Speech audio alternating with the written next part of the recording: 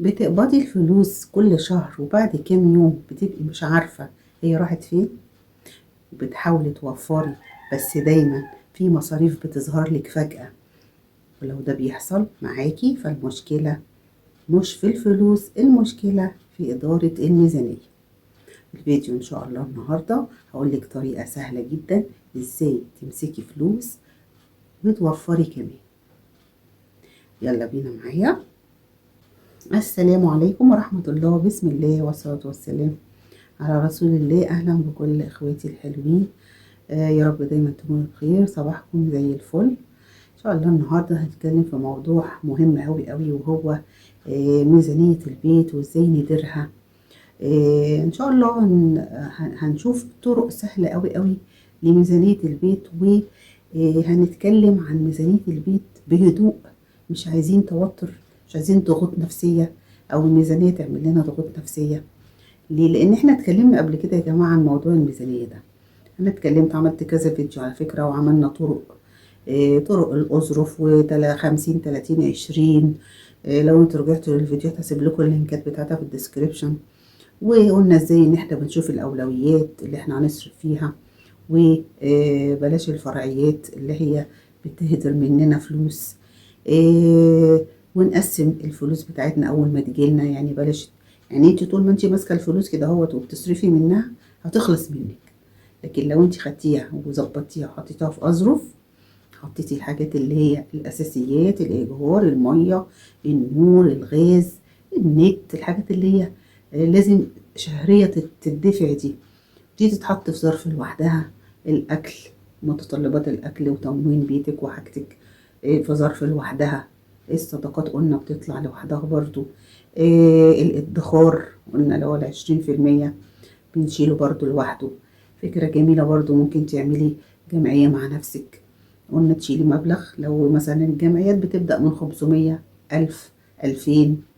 لو هتعملي جمعية ب500، لو هتعملي جمعية ب1000، بلاش تعمليها مع حد. انت شيلي ال1000 جنيه دول، عينيهم كل شهر هتلاقي نفسك بتقبضي آخر السنة 12000 جنيه، تعملي بيهم أي حاجة انت عايزاها. فعشان كده بقول لكم الميزانية هي عايزة ذكاء من الست وتخطيط سليم، علشان الفلوس ما تخلصش منك، ما تتهدرش منك. قلنا استخدمي قاعدة ال24 ساعة، اللي هي لو انت عايزة تشتري حاجة ما تشتريهاش على طول. اقعدي 24 ساعة وفكري، هل اشتريها ولا لا؟ هل هي مهمة؟ لو هي مش مهمة مش هتلاقي بعد ال24 ساعة، مش هتلاقي نفسك مقبلة على الشراء. تمام كده؟ فعشان كده قلت لكم نستخدم القاعدة دي جميلة قوي برضو في موضوع ان هي بتحد من المصروفات بتاعتنا. وطبعا متطلبات البيت 50%. هتشوفي بيتك، هتشوفي التموين بتاعك. احنا قلنا التموين بتاعنا بنشوف ونكمل عليه الشهر اللي قبليه، وبالتالي الشهر ده هتبقي صارفة أقل شوية في التموين، تحطيهم تضيفيهم للادخار. هي الموضوع عايز كده، عاوز حرفة وذكاء وخفة. يعني ما نقعدش نخاف بقى ونتوتر من الميزانية ونقعد نخاف والفلوس هتخلص مننا لا، انتي لو قسمتيها كده اهوت وخليتي كل حاجة لوحدها مش هتلاقي خوف خالص، وهتلاقي الدنيا بتمشي معاكي جميلة، ومش هتلاقي نفسك بتهدري فلوس. قلنا برضو الحاجات المنظفات والحاجات اللي هي تصرف فلوس كتيرة دي برضو نحد منها شوية، بلاش كذا نوع معطر. بلاش بليتش بقى بتاع الموبيليا، ومش عارفة داوني بتاع الغسالة، ومش عارفة، يعني مسحوق في كل حاجة على فكرة. وفي داوني برضو في ريحة جميلة، بتبقى ريحته جميلة أوي. يبقى ايه لازمة اجيب داون؟ طب ما عندك المعطرات ادي واحد معطر واحد. ايه لازمة تجيبي بالخوخ وبالفراولة مش لازم الحاجات دي يا جماعة. دي بقى لو انت حددتي فيها وشفتي مصروفاتك فيها، واما قللتي هيتفضل معاكي كام، هتبصي تلاقي نفسك كنت بتصرفي قد كده فيها. ده بالنسبة للحاجات اللي احنا الأولويات والفرعيات. تمام. اقعدي اكتبي أول أسبوع كده اهوت، اللي هو بعد ما بتقبضي الفلوس بتاعتك، اقعدي اكتبي مصروفات الأسبوع، حتى القهوة، سناك، أي حاجة، شيبسات، اكتبي اكتبي اكتبي، وشوفي في آخر الأسبوع صرفتي قد ايه. شوفي معدل صرفك في الحاجات اللي هي ملهاش أولويات عندك، الرأيات. هتشوفي انتي بتهدري فلوس منك كام في الشهر. لو انتي بقى خدتي الفلوس ديت على الأربع أسابيع، شوفي كده انتي هتدخري كام. دي يعني هي إدارة الميزانية بسيطة بالتجربة. احنا دايما عايشين حياتنا بنجرب وبنشوف أخطائنا ونصحح منها. ولا تقولي لحد يعمل لي ميزانية. أنا بشوف في كومنتات كتير قوي يا جماعة، اعملوا لنا ميزانية 6000 جنيه، اعملوا لنا ميزانية 3000 جنيه، اعملوا لنا ميزانية. طب ما هو كل بيت غير التاني، كل بيت وكل أسرة وكل شخص متطلباته غير التاني. ممكن ميزانية 6000 جنيه الأسرة تختلف عن ميزانية 6000 جنيه الأسرة تانية. ممكن الأسرة دي تكفيها والأسرة دي ما تكفيهاش. فإحنا عايزين كده، إحنا مش يعني نعمل حاجتنا بنفسنا. هقول لكم ليه برضو. صلوا على النبي عليه الصلاة والسلام، حطوا لي اللايك لو نسيت. أنا بتكلم بقى من خلال التنشئة يا جماعة. يعني إحنا كلنا اتربينا في بيوت بين أهالينا أب وأم. ده النقطة بقى اللي أنا هركز عليها النهاردة معاكم في موضوع الميزانية ده. فالبنت بقى الجميلة ديت اللي هي متربية في بيتها بين أمها وأبوها، كانت شايفة باباها ومامتها بيعملوا إيه، كانت شايفاهم بيديروا البيت إزاي من خلال الميزانية. استحالة طبعا الحاجات دي الأطفال ما بتشوفهاش، استحالة. شايفين الأب وهو قابض فلوسه جايبها لمراته، يلا هنعمل إيه وهنجيب إيه وهنسوي إيه وداخلين جمعية إيه، كل ده الأطفال بيقعدوا يسمعوه، وخصوصا بقى البنات. فطبعا انت لو انت كنت في بيتك وشايفة باباكي ومامتك، أكيد خدتي خلفية عن موضوع الميزانية والإدارة وإدارة البيت. وبالتالي لما هتكبري بقى وتروحي المدرسة وتروحي الجامعة وهيبقى ليكي مصروف بتصرفي منه، هتقعدي برضو تظبطي ميزانيتك، مصروفك، لان انت مثلا هتجيبي كتب، هتجيبي في فلوس للمواصلات، عايزة تجيبي شنطة، عايزة تجيبي طقم، برضو كل ده بيبقى من مصروفك. بتيجي بقى الموضوع بيتطور بقى لما تتجوزي وتروحي البيت بتاعك، هتبقي برضو هتدوري البيت بقى من خلال الميزانية.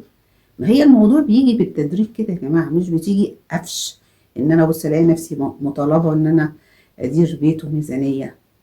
لا، بتيجي بالتدريب.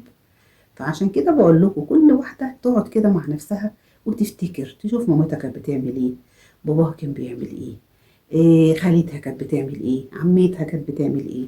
ما كل الناس ديت كانت بتدير بيوتها. فدي حاجة مش سهل، مش صعبة يعني ان احنا نعملها موضوع ونخاف منها قوي كده وتبقى عاملة لنا عقدة في حياتنا. من خلال برضو موضوع الميزانية دوت، برضو عايزة أركز على نقطة. كل حد طبعا عنده بنات، بسم الله ما شاء الله، ربنا يخلي لكم يا رب ولادكم. عايزة كل واحدة عندها بنت جميلة كده أو بنتين أو ثلاثة، بسم الله ما شاء الله، تدربها بقى، تدربها على الميزانية، ازاي تصرف، ازاي تصرف في الأولويات وبلاش الفرعيات، ازاي ان هي تنظم فلوسها، اذا كانت طالبة تاخد مصروف، او اذا كانت مثلا خلصت وبتشتغل وبتقبض، بسم الله ما شاء الله. تقبض فلوسها، عرفيها بقى الظرف ده تحطي فيه فلوس للمواصلات، الظرف ده تحطي فلوس لو هتخرجي مع صحباتك، الظرف ده تحطي فيه فلوس لو هتشتري حاجة، وظرف تاني حوشي منه جزء كل شهر كده، اختصري جزء كده حوشيه. البنت بقى في اللحظة دي هتتدرب، وبالتالي لما تيجي تتجوز تلاقي موضوع إدارة البيت ده سهل بالنسبة لها، مفيهوش أي عوائق، ولا تلاقيها بقى خايفة ومهزوزة. لا، هي متدربة وعارفة. يعني أنا حصلت لي مشكلة يا جماعة، أنا برضو زي ما بقول لكم كده، حاجات من حياتي. صلوا على النبي عليه الصلاة والسلام. واحنا بنات في بيتنا مع بابا وماما. بابا كان بيجيب كل حاجة في البيت، كان بيجيب لنا كل شيء، كناش بنخرج ابدا ولا بنجيب اي حاجة من الشارع نهائيا. فاحنا اتعودنا على كده ان احنا كل حاجة في البيت، ملناش خروج ولا نروح السوق ولا الكلام دوت. فده طبعا كان غلط بالنسبة ان بابا كان يعمل معانا كده. ليه؟ لان انا عانيت من ده لما اتجوزت بقى. يعني انا لما اتجوزت خلاص ما كنتش بعمل حاجة، بس احنا كنا شاطرين في البيت ونطبخ وننظف ونعمل كل حاجة، ولكن ان احنا نخرج او نجيب حاجة من بره لا. حتى بابا كان بيخرج معانا يجيب معانا الهدوم والحاجات، اي حاجة كان معانا فيها، ربنا يشفيه يا رب ويعافيه. فجيت انا بقى لما اتجوزت عانيت من المشكلة دي، يعني فضلت بقى شوية كده على منزل عايزة انزل بقى اروح السوق، تمام كده. فايه اول يوم ده كنت عايزة انزل اروح فيه السوق، قعدت اعيط واتصلت باختي قلت لها تعالي معايا عشان نروح السوق عشان انا خايفة من البياعين. قعدت تضحك طبعا عليا وتعكسني تقول لي لا روحي لوحدك مش هاجي معاكي وكده. المهم ايه صعبت عليها وراحت جايه لي، انت بتتكلمي جد يا ماني انت عايزاني اروح معاكي السوق؟ قلت لها ايوه، انا خايفه مش عارفه اتعامل مع الناس وخايفه من البياعين كده، احسن يعملوا يضربوني ولا يعملوا فيا حاجه. قعدت تضحك عليا وخدتني ورحنا السوق. بقيت خايفه طبعا من الناس ومش متعوده بقى اشتري وانقي والحاجات دي. فايه خدت بقى على الموضوع كده حبه حبه حبه حبه لحد ايه ما بقيت اروح بقى السوق وكده هو. والموضوع الخوف ده وقع من عندي شويه. كنت بغلط في غلطه تانية، يعني كده موضوع السوق بقى ايه تجاوزته ورحت خلاص السوق. كنت بعمل ايه بقى؟ كنت بروح اجيب مثلا ايه كيلو خيار وكيلو فلفل وكيلو 2 3 كيلو طماطم وخضرة المحشي. اجيب كل الخضروات اللي في السوق وكوسه ليه بقى؟ في دماغي ان انا لما اجيب الحاجات دي احطها بقى بالتلاجة، بقى التلاجة تبقى مليانه وما ينزلش بقى كل شويه السوق. طيب اقعد كده اسبوع ولا 10 ايام ابص الاقي الحاجات في التلاجة باظت. ما هي قعدت بقى كتير واحنا انا وزوجي بس. فقعدت ببقى ارمي الحاجه وانا زعلانه، طب انا ليه كده جبت كتير؟ يا ريتني ما كنت جبت كتير. دي برضو علمتني ان انا اجيب نص كيلو، ربع كيلو كده. ما بقيتش اجيب بقى ايه الحاجات الكتيره الكيلوات الكتيره دي. فبقول لكم ان الواحده بتتعلم طول ما هي قاعده في بيتها وعايشه وكده هوت وبتنزل تشتري وبتروح وبتيجي، بتغلط وتصحح خطأها. مش اخر الدنيا يعني لما تغلطي وتصح تصلحي غلط مفيش اي مشكله. هو ده اداره البيت بقى والميزانيه كده، تغلطي في حاجه وتصححيها الشهر اللي بعده. لا انا جبت كذا الشهر ده، لا ما اجيبوش بقى الشهر الجاي. لا انا صرفت كذا الشهر ده كتير، لا مش هصرف كده الشهر الجاي.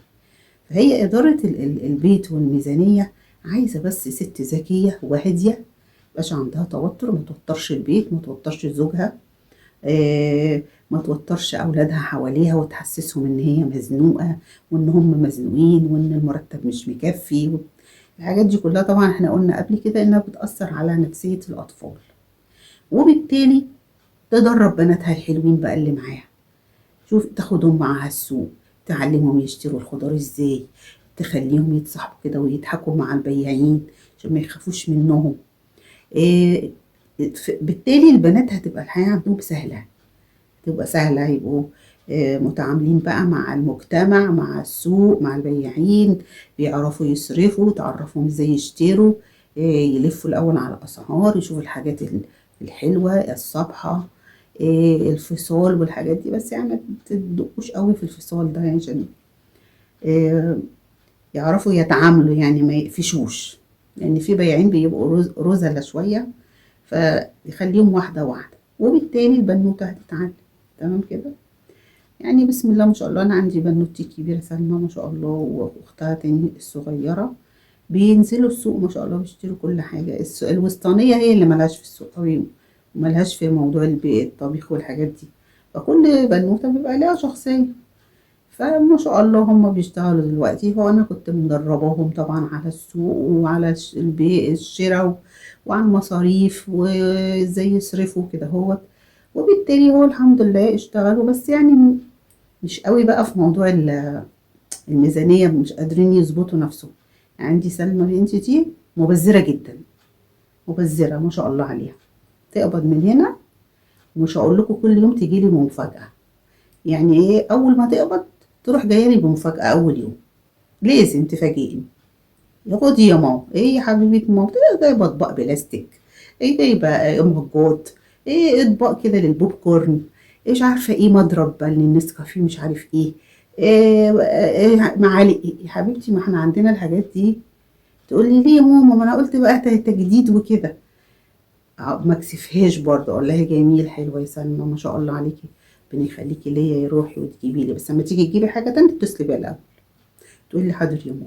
ليه؟ عشان يا حبيبتي انت ممكن المصاريف دي تاثر معاكي طول الشهر، تيجي بقى نص الشهر تبقى معاكيش مصاريف للمواصلات، او عايزه تروحي مثلا لدكتور السنان، او عايزه تعمل في حاجه اسمها اولويات يا حبيبتي. فكل شهر تعمل لي مفاجاه، وبرضو اقعد اعلم. فلازم نفسنا يبقى طويل شويه مع البنات على ما يتعلموا. يعني ما شاء الله الشهر ده برضو لسه عامله لي مفاجاه النهارده. برضو دخلت عليا وجايبه ايه يا حبيبه ماما ده؟ ماما جبت لك توابل. توابل ليه يا حبيبتي؟ ما انا عندي التوابل، مش عارفه، هي عجبتني في كارفور تحفه، لازم اوريها لك والله بحطت ايديها. بصوا اهو، ايه رايك؟ كمون، كمون حب، وفلفل اسمر برضو حب. جايبه بقى حاجات كتيره قوي ما شاء الله عليها يعني. جنزبيل، تمام، عشان هتعمل ريجيم. جايبه قرفه. آه. والله انا اتصدمت، والله العظيم صدمتني. وجايبه كمون مطحون، ما احنا جايبينه حب. وجايبه كزبره كبيره يا ماما من كارفور تحفه، شكلهم عجبني قوي. 37 جنيه، 96. حاجه يعني بصراحه ما شاء الله عليها.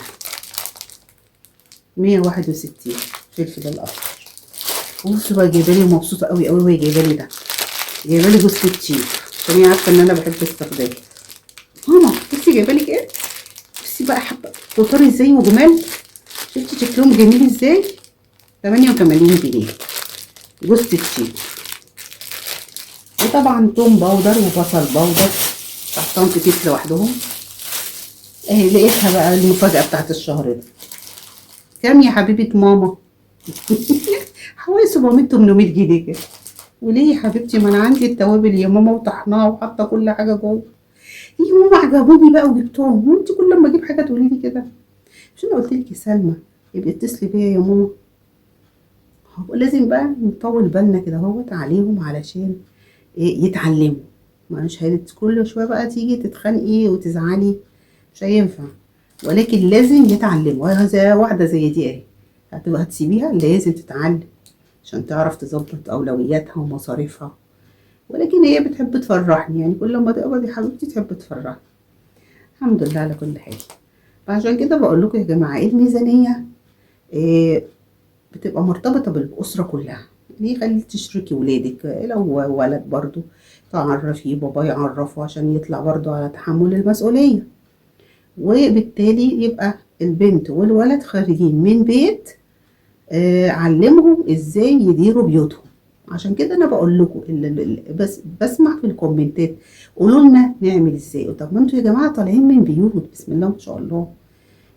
اسالي ماما، اسالي خالته، يعني شوفي افتكري ماما كانت بتعمل ايه وبابا. الدنيا هتمشي معاكي. وبالذات الناس بتاع زمان يا جماعه كانوا ماشيين بهدوء وسلاسه، وكانش فيه تعقيدات زي الايام اللي احنا فيها دي. يعني ميزانيتهم، وكانوا بيمشوا البيوت باقل حاجه، وكانت الحياه جميله قوي قوي. فيعني ما خاب من استشار. طالما كان عندنا ناس حلوه جميله مربيانا، عرفانا نعمل ايه، كانت ممشيه بيوتها ازاي، نشوف ونفكر ونقلب في الذاكره شويه. وبالتالي ان شاء الله باذن الله نتعلم، وكل يوم بنتعلم ان شاء الله باذن الله.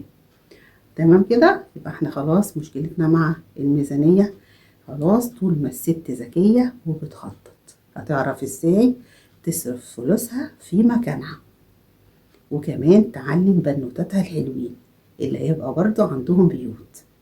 تمام كده يا حلوين؟ يلا اشوفكم ان شاء الله في فيديو جديد واي معلومه جديده كده اهوت ننفع بيها نفسنا. الدل على الخير كفاعله ان شاء الله باذن الله. يلا تنسوش بقى اللايك الجميل بتاعكم، سبسكرايب، تنوروني تشرفوني، ومتنسونيش من فضل دعائكم. سبحانك اللهم وبحمدك، اشهد ان لا اله الا انت، استغفرك وأتوب إليك. يلا السلام عليكم ورحمة الله وبركاته.